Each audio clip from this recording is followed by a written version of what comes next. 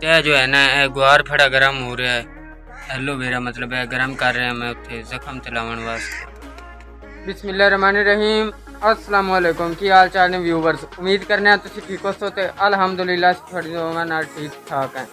आज का व्लॉग शुरू करने तो पहले मेरी एक छोटी रिक्वेस्ट है कि मेरी वीडियो लाइक किया करो और मेरे चैनल को सब्सक्राइब कर लो ताकि मेरे आने वाली वीडियो थोड़े तक बासानी पहुँच सके। जिथे भी रहो खुश रहो, बात रहो, हमेशा हंसते मुस्कुराते रहो, साड़ी दुआवां थोड़े नाल ने। हाँ जी, तो मेरे लिए ना मेरे चंद व्यूवर्स जो हैं वो काला कर रहे हैं कि भाई तुम वीडियो क्यों नहीं अपनी अपलोड कर रहे हो।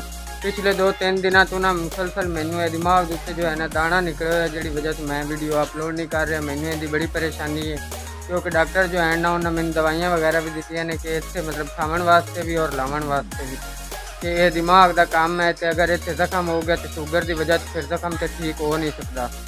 इस करके जो है ना गुआर फड़ा मतलब एलोवेरा जो है वो गर्म करके मैं उत्ते लाया हुआ है। तो फिलहाल जो है मैं इस साइड से मतलब वाल कटावन जा रहा हैं। तो वीडियो बनावन का मेरा ये मकसद है कि मैनू ये वाल मतलब इस कटावन की वजह तो जो है ना हो सकता है शायद शेप ही करानी पै जाए, मतलब दाढ़ी भी मुनवानी पै जाए। मैनू दिली तौर पर तो इस गल का बड़ी टेंशन तो दुख जिहा बनया खुलता है। बाकी मुझे कोई नहीं, मजबूरी है, मजबूरी तहत फिर कटाने तो पैने हैं वाल। की हाल चाल मेरे बहना भाई, उम्मीद करना है कि ठीक हो तो अल्हम्दुलिल्लाह। हां जी, मौत बाद या दाना जे बने कोता ते हो गया इस वजह खराब। इस वजह से बार पहले लाया एलोवेरा गरम करके सुबह ते हुन आज दोबारा गरम कीता है कि हुन अगला ला के हुन इससे नवा लाऊंगा।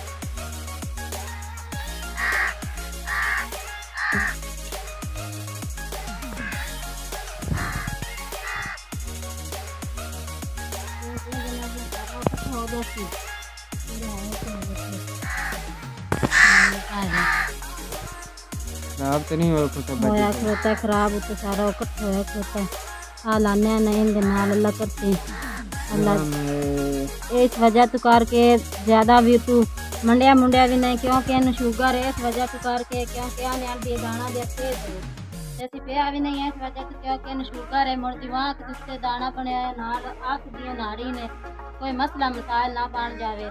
अल्लाह पाक तंदुरुस्ती दे, अल्लाह मियां जिंदगी करो। मेरे पुत्र जाके ना वाल लवा दे, कुछ नहीं होंदा, दाढ़ी उजराती है। अल्लाह बुच्चे मुड़ा दाने की वजह से सारे वाल जेड़े ना नाल लगते ने। उत्ते दवाई लाया भी मुड़े कटी तंग होते हैं वाल जेड़े ने मेरा पुत्र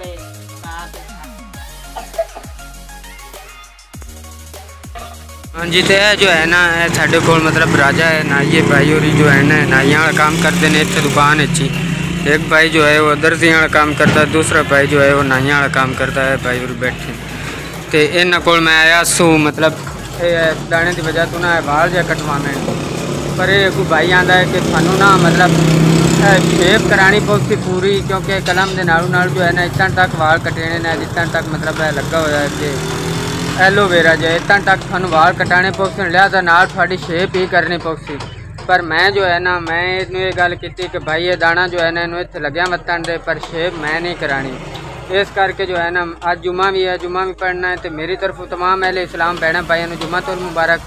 और दूसरे नंबर पर गल है कि मैं इस दाने की वजह तो जो है ना शेप नहीं कराना चाहता। मेरी दाढ़ी जो है ना मैनू इहदे नाल बहुत ज़्यादा प्यार है। तो ये दाना भावें गुले तो भावें मुँह ना गुले ठीक होवे या ना होवे पर मैं अपनी दाढ़ी नहीं मुनवा सकता।